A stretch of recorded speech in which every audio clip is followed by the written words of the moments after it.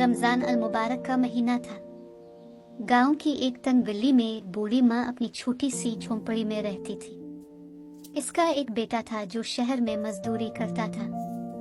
गुर्बत बहुत थी मगर इस माँ के दिल में ईमान और सब्र बहुत ज्यादा था। हर रोज सहरी के वक्त वो सिर्फ एक रोटी और पानी से रोजा रखती और शाम को इफ्तार के वक्त इसके पास अक्सर सिर्फ चंद खजूरें होती थी, मगर वो हमेशा अल्लाह का शुक्र अदा करती रहती थी। एक दिन रमजान के आखिरी अशरे की शाम थी। आसमान पर हल्की हल्की ठंडी हवा चल रही थी। इफ्तार का वक्त करीब था। बूढ़ी माँ ने अपने सामने प्लेट में सिर्फ 2 खजूरें रखी थी। वो दुआ के लिए हाथ उठा ही रही थी कि दरवाजे पर आहिस्ता से दस्तक हुई। इसने दरवाजा खोला तो बाहर एक कमजोर सा मुसाफिर खड़ा था।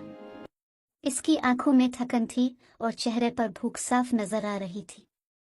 इसने धीमी आवाज में कहा, अम्मा जी, मैं मुसाफिर हूँ, सारा दिन कुछ नहीं खाया, अगर इफ्तार के लिए कुछ मिल जाए तो बड़ी मेहरबानी होगी। बूढ़ी माँ एक लम्हे के लिए खामोश हो गई। इसने अंदर प्लेट की तरफ देखा जहाँ सिर्फ 2 खजूरें रखी थी।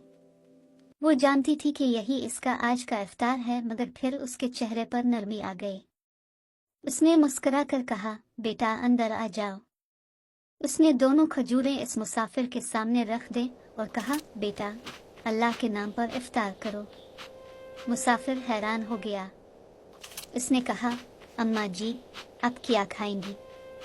बूढ़ी माँ ने आसमान की तरफ देखकर आहिस्ता से कहा, बेटा अल्लाह देख रहा है। जो अल्लाह के बंदे को खिलाता है अल्लाह इसे कभी भूखा नहीं सिलाता। मुसाफिर की आंखों में आंसू आ गए। इसने वो खजूरें खाएं और दिल से दुआ दी, फिर खामोशी से वहां से चला गया। अगली सुबह गांव के लोग हैरान थे।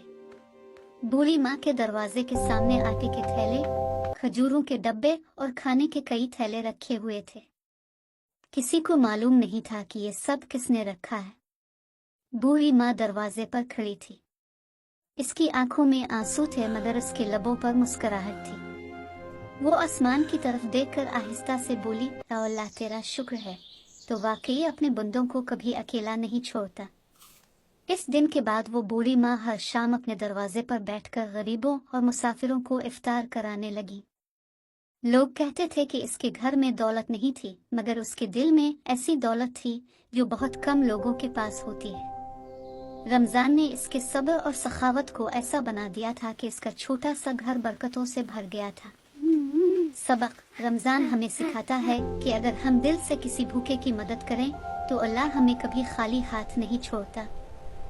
अगर आपको ये कहानी पसंद आई तो हमारे चैनल को सब्सक्राइब करें, वीडियो को लाइक करें और कमेंट में ज़रूर बताएं कि आपको ये कहानी कैसी लगी।